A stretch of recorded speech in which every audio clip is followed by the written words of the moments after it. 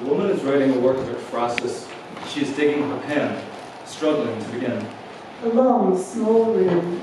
On the back wall, sublime red. I feel like I'm not really seeing it. So why am I stored at the entrance?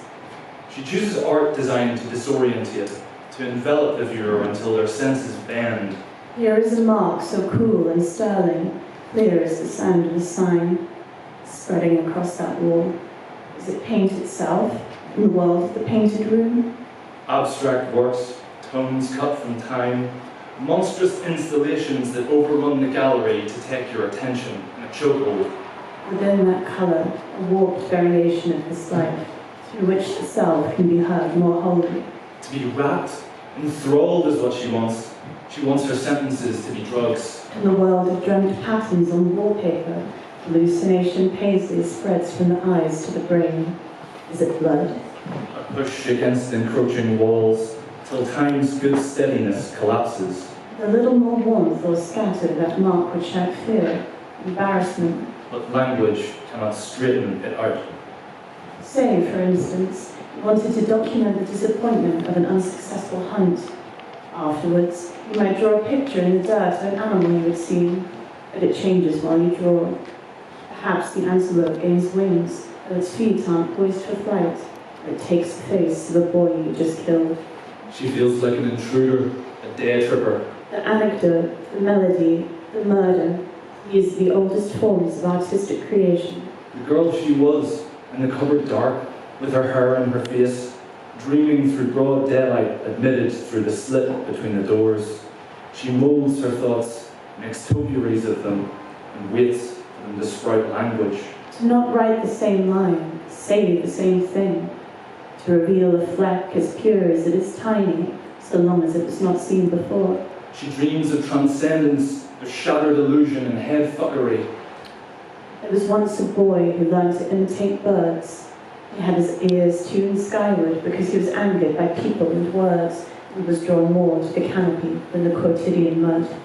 The sounds he produced were pointless and beautiful. She projects, she ascends into heaven, she soars through true love and karmic atonement, while in the next room her life is living itself, like moss on a headstone. Now he waits for his life to end, at the stream where dark muddies the sky behind the trees. The vantage of experience is ruinous and equivocating.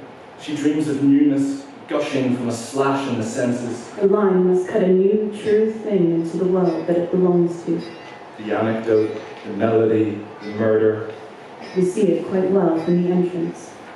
You will never know if your drawing in the dirt is accurate because drawing teachers have not yet been invented. A coded message from the dead. Saying what?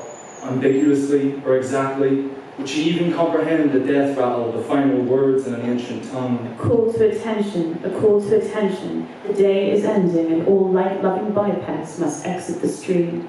You watch the antelope slip into the trees. Sometimes the boon of knowledge is worthless. For instance, you find yourself in a doorway, faced with the implication of a blade. The man calls out an imitation, warbling in solitude. He remembers his mother who tested sweet sounds in sequence while slitting the skins of fruits and nutshells when everything was bigger and louder and the men had not yet summoned him to hunt. In the face of serious beauty, time's good steadiness collapses. The women who knew her said mother would wait for the ancestors to collect her as if they had gone out to forage but returned for a forgotten, crucial tool. Why don't the ancestors come out tonight and finish what they started? Past the horizon there are colours I may never see. The endless disputes, night after night, raging as the fire wanes. It happened this way or it happened not at all. I'm afraid the day is ending and we're closing soon. You grow sick of hearing about the great treacherous journey in the winter that killed everything. The same lines always get a laugh. The self is scattered, varied irreparably. Lonely years of this, until the tiger with the same ideas, eyes for the same prey, leapt from the brush.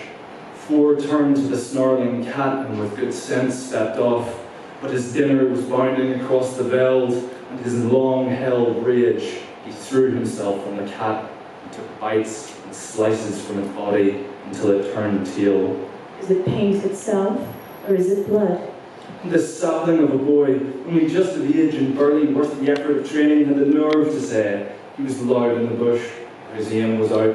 It is clear and stern, a perfect pass of fluorescent red, spreading across the black wall of the room. He comes to his senses to discover an irredeemable timeline. The wall of trees and the light leading through. There is more still. I don't want to go.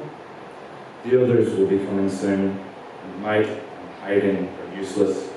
The boy's mother will have the other men kill him, or they will make him wait like his mother.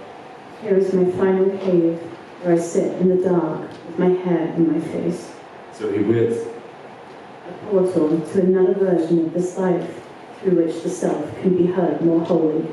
He can hear the calls of birds that he knows. The light is fading. There is a stick for drawing what he has seen.